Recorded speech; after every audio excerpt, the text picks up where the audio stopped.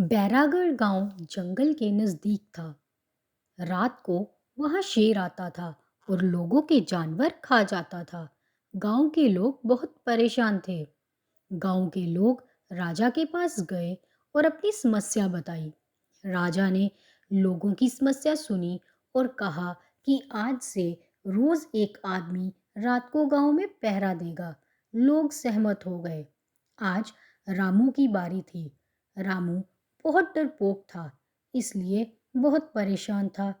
उस रात वर्षा भी बहुत तेज हो रही थी। बादल गरज रहे थे।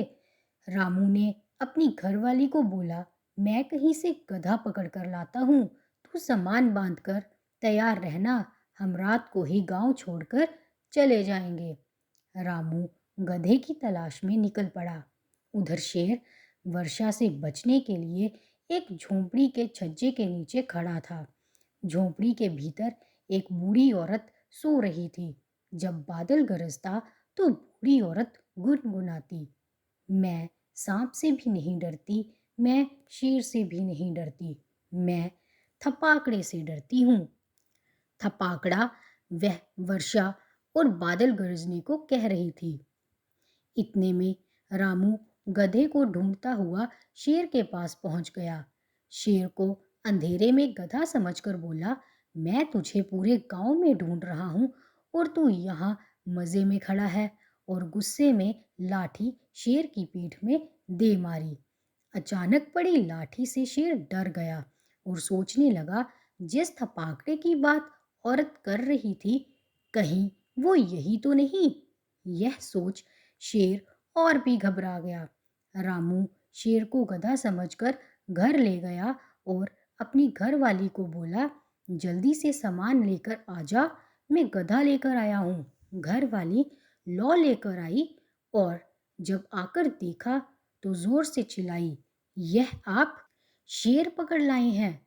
जब रामू ने लौ में देखा तो उसके भी होश उड़ गए और जल्दी से शेर को कमरे में बंद कर दिया और दोनों आराम से दूसरे कमरे में सो गए। उधर लोगों ने सुबह राजा को शिकायत कर दी कि रात को रामू ने पहरा नहीं दिया।